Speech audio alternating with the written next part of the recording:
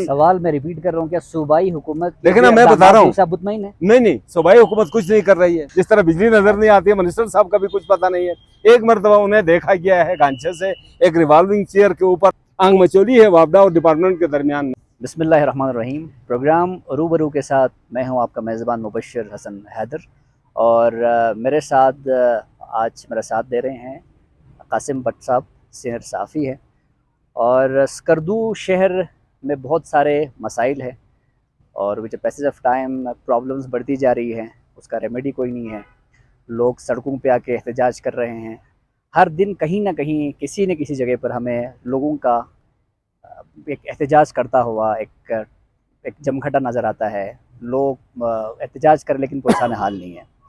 तमाम मसले तो बहुत ज़्यादा है, और उनमें से एक मसला बिजली का है, और लाइट की स्कैरसिटी है, बड़ी किल्लत है। तो हम आज के इस प्रोग्राम में कासिम भट्ट साहब से पूछना चाहेंगे, जो ये मसला बिजली का चल रहा है और एक गिलगित बल्तिस्तान का है, लेकिन स्कर्दू शहर का जो मसला है लाइट के हवाले से, इस पे आप क्या कहना चाहेंगे?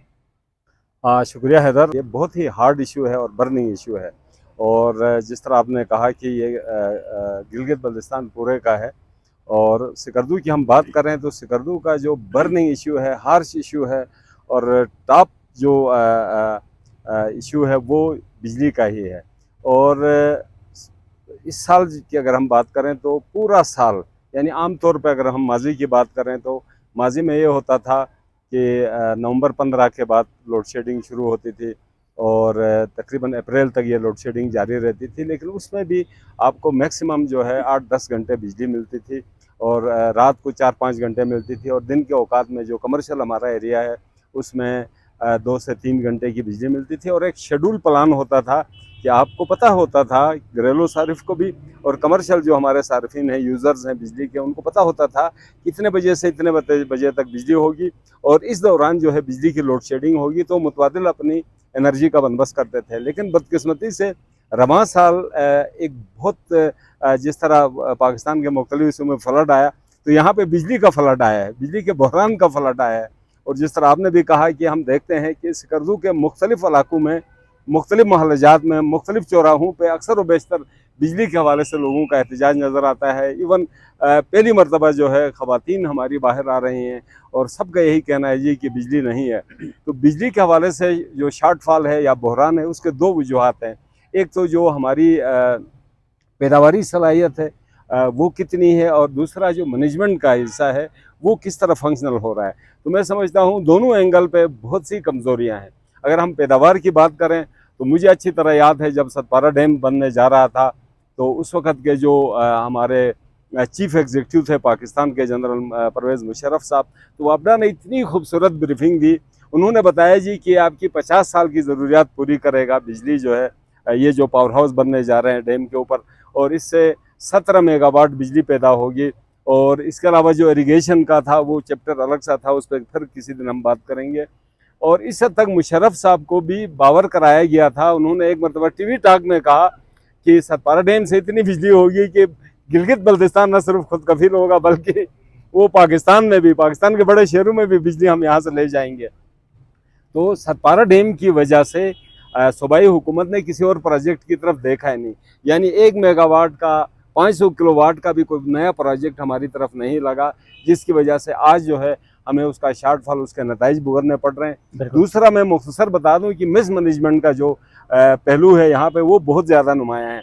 लाइन लॉसेस भी, कुछ परसेंटेज में लाइन लॉसेस भी हैं, क्योंकि हमारी जो तारें हैं वो इंतहाई बोसीदा हैं।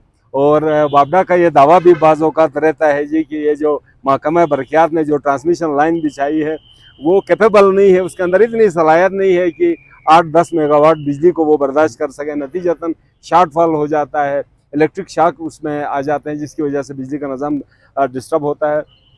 तो मैं अर्ज़ कर रहा था कि मिस मैनेजमेंट का आलम यह है कि बाज़ाबिता कोई निज़ाम यहाँ पे बिजली यहाँ की पर नहीं है, न लेकिन तरसील का है। आपको यहाँ पे मैं आपकी बात को ज़रा मैं यहाँ पे रोकता हूँ। एक तो जो बात आपने की सतपारा डैम के हवाले से, तो उसमें शतुंग नाला का शामिल होना था। अनफॉर्चुनेटली अभी तक उस पर काम नहीं हुआ, जिसकी वजह से जो एक मेगा प्रोजेक्ट था उसके समरात आवाम तक नहीं पहुँच सके।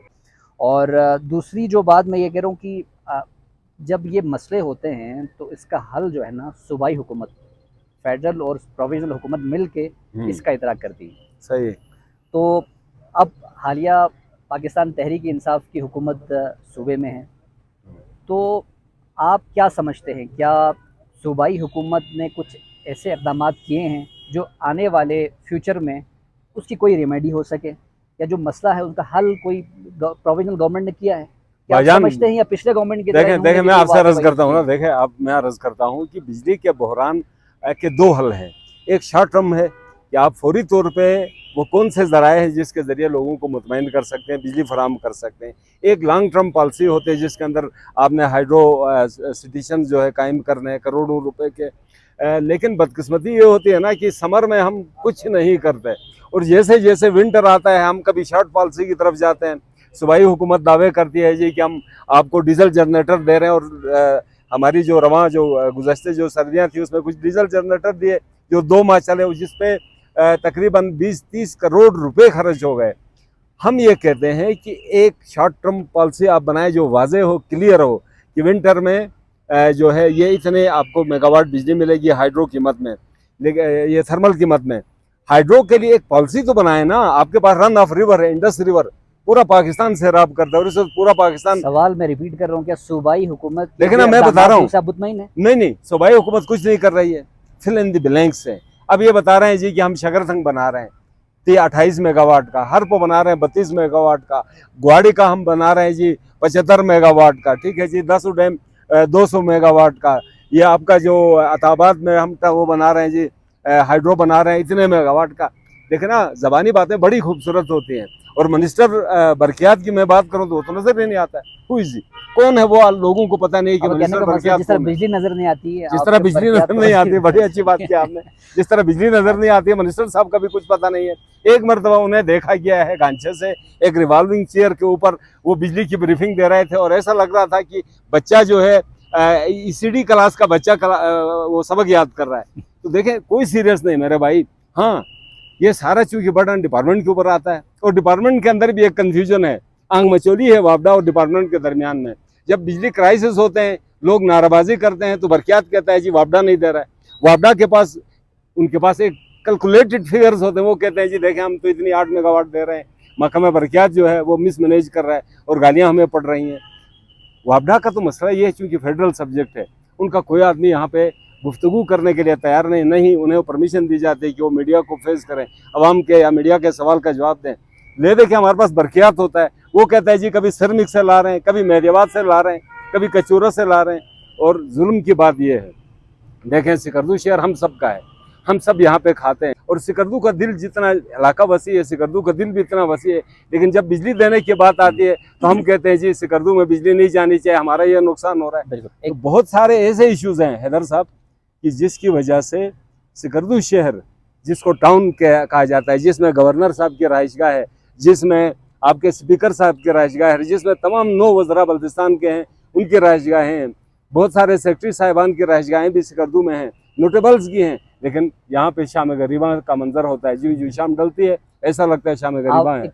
एक सवाल जो यहाँ पे ज़रूरी है और मैं जल्दी से आपसे ये पूछना चाहूँगा, आपने जो जिक्र किया कि यहाँ पे स्कर्दू में रहना सब चाहते हैं, लेकिन स्कर्दू का खैर का कोई नहीं शहर। बिल्कुल ऐसा है कि 2 प्रोजेक्ट से, एक तो सरमिक का भी मेरे ख्याल में आलिया अदलिया की तरफ से जो एक डिसीजन हुआ था, उसके बाद मेरे ख्याल में लास्ट टाइम पे जो दोनों पार्टियों के दरमियान चीफ कोर्ट की तरफ से डिसीजन आ गया जी। उसके बाद वो प्रोजेक्ट अभी फंक्शनल होगा, 80% काम हुआ है। और दूसरा जो मकबूल सर था अभी वो शिफ्ट हो गया है कचूरा में, उसका भी मेरे ख्याल में 70% तक काम हो चुका है। अब सवाल मैं कह रहा हूँ, अब क्वेश्चन ये है कि सरमिक वाले कहते हैं हम स्कर्दू को नहीं देंगे, हाँ। और कचूरा से भी कुछ लोगों की कुछ फुटेजेस आए थे यार कि हम वहाँ से जो स्कर्दू के लिए बिजली वहाँ यूज़ नहीं करेंगे, जो कचूरा का है तो कचूरा का है। क्या हम भाईजान इसमें एक चीज़ देखें इसमें 2 चीज़ें हैं। एक तो लोगों का बिहेवियर, सिकरदू का मतलब लोगों के जज्बात क्या है, सिकरदू शहर से मतलब। दूसरा रिट ऑफ द गवर्नमेंट, कानून की रिट। देखें ना 85% काम हुआ है भाई, डिपार्टमेंट 85% काम किस बुनियाद पर डिपार्टमेंट ने किया? इसका मतलब है आपकी फिजिबिलिटी ठीक नहीं थी, उस वक्त लोगों को एतमाद में नहीं लिया था, प्लस माइनस का आपको पता नहीं था कि लोगों का क्या रद्द अमल आएगा। 85% आपने इन्वेस्ट किया, गवर्नमेंट का पैसा 10 साल से वहाँ पे पड़ा हुआ है। पाइपों को हमने भी देखा है, जो बड़ी पाइप लाइनें थी वो वहाँ पे पड़ी हुई थी, जंग लग रहा था उसमें। क्या डिपार्टमेंट ने इससे पहले कोई कोशिश नहीं की थी पब्लिक को? आपने 85% वहां पे इन्वेस्ट किया, किसी को एतमाद में लिए बगैर ऐसे ही रफ गुजारा। अगर दूसरी जानिब श्रमिक के लोगों का, जो हमारे भाई हैं, देखें हम बिल्कुल उनके साथ हैं, उनके जो जायज़ हुकूक है उन्हें मिलने चाहें, जायज़ तहफ़्फ़ुज़ात उनके दूर होने चाहें, लेकिन जब 85% काम हो रहा था उस वक्त वहाँ के लोग क्या कर रहे थे? उनकी तरफ से की नजर हो जाती है। देखना, मनसूबे सियासत की नज़र नहीं होना। और इसमें मैं सच्ची बात यह है, पॉलिटिशियंस को भी जिम्मेदार समझता हूँ। देखें, उस एरिया से जो हमारे पॉलिटिशियन हैं, जो पॉलिटिक्स करते हैं, असम्बली में आते हैं, अपोजिशन में रहते हैं, वो भी खुल के सामने नहीं आते हैं, वो सच को सच नहीं कहते हैं, जिसकी वजह से ये मसाइल आ रहे हैं। देखिए, आम आदमी का इशू नहीं है यहाँ पे, कुछ खास लोगों का इशू है जिसकी वजह से सियासत भी हो रहा है और मनसूबे हो रहे हैं। आपका मकुन सर जम्बा, जो लोग उस वक्त मुखालिफत कर रहे थे, आज चूंकि वो अपोजिशन में है या हुकूमत में है तो उसकी हिमायत कर रहे हैं। देखें, हमें दोगली पॉलिसी ख़त्म करनी होगी। कौमी मनसूबों पे, अवामी मनसूबों पे, तरक्याती मनसूबों में जिसके साथ अवाम का फलाह वाबस्ता है, वहाँ पे आपको दोगली सियासत नहीं करनी होगी। अपनी असम्बली की सीट के लिए 10 वोटों के लिए जो है ना, वो झूठ नहीं बोलना पड़ेगा, अवाम को गुमराह नहीं करना पड़ेगा। और ये सारे अवामिल हैं जिसकी वजह से बिजली का बहरान सर चढ़ के बोल रहे हैं। तो आप कह रहे हैं कि सियासतदानों को अवाम के जो जितने भी नीड्स हैं उनके ऊपर सियासत नहीं करनी। क्या हम जो लोग हैं, हम और बहुत से ऐसे लोग स्टेक होल्डर्स हैं, हमको भी नज़रसानी नहीं करनी चाहिए कि हम ऐसे लोगों को इलेक्ट करके असेंबली में ना भेजें जिनका कोई विजन ही ना हो? हमारी याददाश्त बहुत कमज़ोर होती है। देखें ना, आज हमने श्रमिक बिजली घर के हवाले से, कचूरा की बिजली के हवाले से, ऑल ओवर हमारे सिकरदू के इश्यूज़ के हवाले से, रीजन के इश्यूज़ के हवाले से आज हम नारे मारते हैं, लेकिन जब इलेक्शन का टाइम आता है, हमने अपनी अपनी एनक रखी हुई है, हम एनक पहन लेते हैं फौरी तौर पर। उस वक्त हमें याद नहीं रहता है कि पास में क्या हो रहा है। देखें, सिकरदू 1 गिलगित के बाद अहम तरीन हल्का है सिकरदू 1, और मैंने पहले भी अर्ज किया, सिकरदू 1 में सारे नुमाइंदगी मौजूद हैं। सीनियर वजीर साहब का रोल आपको नजर आता है इसमें? इस सारे इशू में सीनियर वजीर साहब का रोल आपको कहाँ पे नजर आता है? पॉजिटिव भी नजर नहीं आ रहा है, नेगेटिव भी नजर, बिल्कुल लाताल्लुक है। ऐसा लगता है जी बाकी वज़रा का भी देखिए, बाकी वज़रा की तो हमने खुल के बात की, जो मिनिस्टर बरकियात है एग्जैक्टली वो जिम्मेदार है, लेकिन सीनियर वजीर का हल्का है भाईजान। कल आपने इधर से इलेक्शन लड़ना है, राजा जलाल साहब का हल्का है, आपने इलेक्शन लड़ना है, मौजूदा गवर्नर सईद मेहदी शाह साहब का हल्का है, पीपल्स पार्टी ने यहाँ से इलेक्शन लड़ना है, मजलिस वहादत में लड़ना है, इस्लामी तहरीक में लड़ना है। देखें, और जो दीगर जो हमारी तंजीमें हैं, जमातें हैं, उन्होंने इलेक्शन लड़ना है। तो खुदारा कुछ डिलीवर करें ताकि कल जब आप दरवाजे पे जाएं तो आपको मुंह की खानी ना पड़े। बिल्कुल, बहुत शुक्रिया बट कासिम साहब हमारे साथ थे। प्रोग्राम रूबरू की आजमाइशी नशरियात आपके सामने हमने आज पेश की है, और इंशाल्लाह हम with the passage of time इस प्रोग्राम को मज़ीद बेहतर करने की कोशिश करेंगे। आवाम के जितने मसले हैं उनको उजागर करने की कोशिश करेंगे। ये ख़ित्ता हम सब का है, पाकिस्तान हम सब का है, गिलगित बल्तिस्तान हम सब का है, स्कर्दू हमारा है। तो हमें तनकीद भी करना चाहिए और हमें अपने ग़रीबान के अंदर भी झांकना चाहिए, कहीं पर खामी हमारे अंदर भी तो नहीं है। मुबशर हसन हैदर को इजाज़त दीजिएगा। अल्लाह हाफ़िज़। बहुत शुक्रिया।